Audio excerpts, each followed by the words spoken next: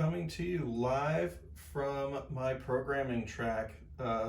This is a drawer that fits underneath my layout, and as you can see, there are 3 different gauges of track for the 3 different gauges that I commonly use. Standard gauge, 3-foot gauge, and 30-inch gauge, respectively. This is a quick overview video of a standard gauge locomotive that I recently modeled. Not all of my endeavors are narrow gauge based, just the ones that I have at home.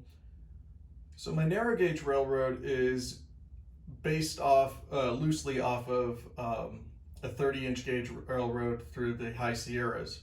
And as such, I wanted to have a standard gauge interchange at some point, which meant short line operations, small 280 kind of locomotives. But at the same time, I also wanted to have a locomotive that was representative of the Santa Fe. That's pretty much my go-to railroad for standard gauge. And I wanted something that was small, but also big.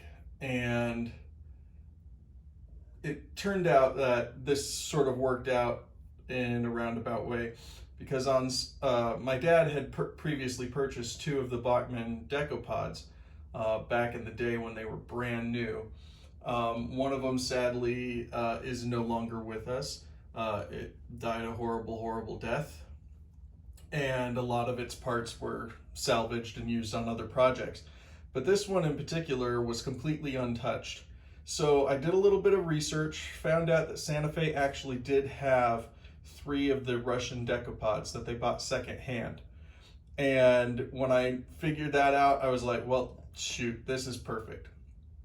So it's a nice size. It's bigger than all of the other standard gauge locomotives that I have for the short line, but at the same time, it's small enough so that it wouldn't seem out of place running amongst all of those short line locomotives. So I did a few little bits of custom work on this just to sort of Santa Fe it up a little bit. I completely changed the tender. That was originally an MDC tender that they had for their prairies and their Atlantics. And I bought a whole bunch of those shells on eBay not too long ago for a completely different project. And I had like 6 of them lying around, and I thought, well, what the heck, I'll just use that. So instead of actually expanding out the tender and building a whole new chassis for it, I just left the chassis from the original tender as is, and I cut down the tender shell to fit it. Santa Fe had several different types of tenders that all basically looked the same, but they all had different amounts of water storage that they could hold.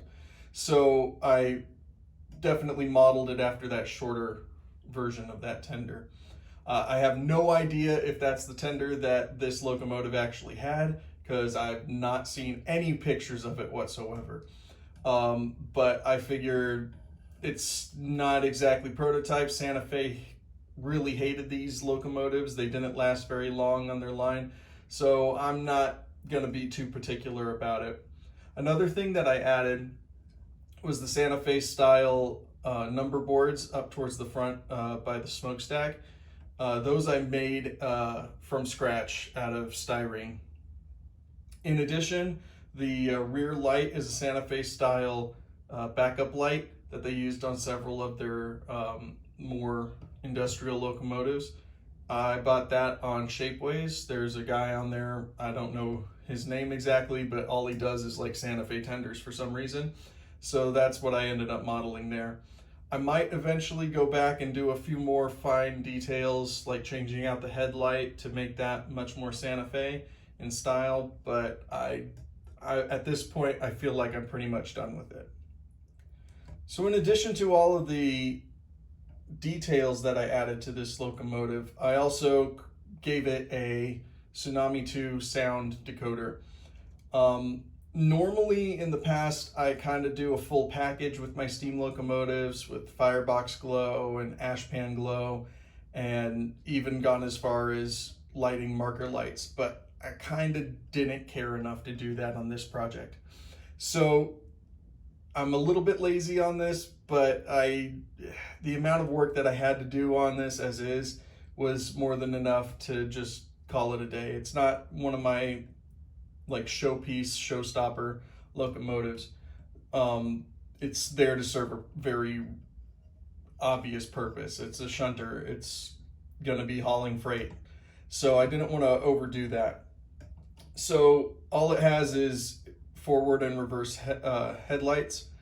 But one of the big things that I did do on this is it has a high bass speaker in it with a huge baffle. Now that baffle is probably about almost 2 inches of baffle in the background. So it has a very nice deep bass to it, which is something that I think is one of those things that is incredibly difficult to get right in miniature form. And it kind of makes me absolutely crazy hearing those high-pitched steam valves going off for something that's as big as this.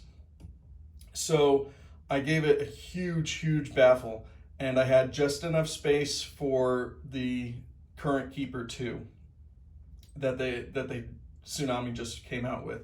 So it's got all the bells and whistles that you could possibly imagine, plus a little bit of extra. But again, it's not that complicated. It's not one of my show-stopping pieces. So some of you might have noticed that there's been a camera angle change. That's because when I originally filmed this, I had gone in to fire it up and the headlight stopped working. And I think that's because Bachmann kind of cheapens out when it comes to their use of electrical gear. And I think that the wires have broken inside the locomotive, and I'm just quite frankly too lazy to go back in and fix that.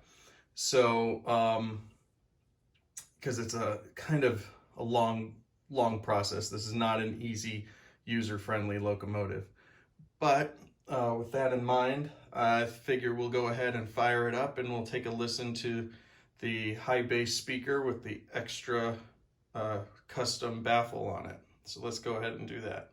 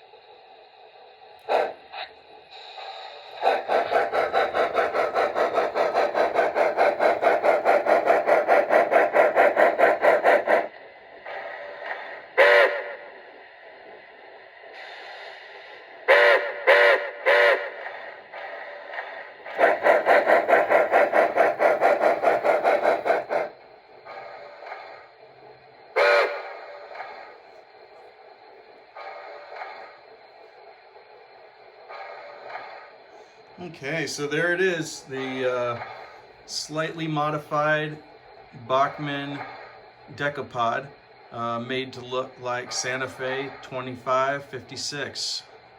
Thanks for watching. I'll see you next time.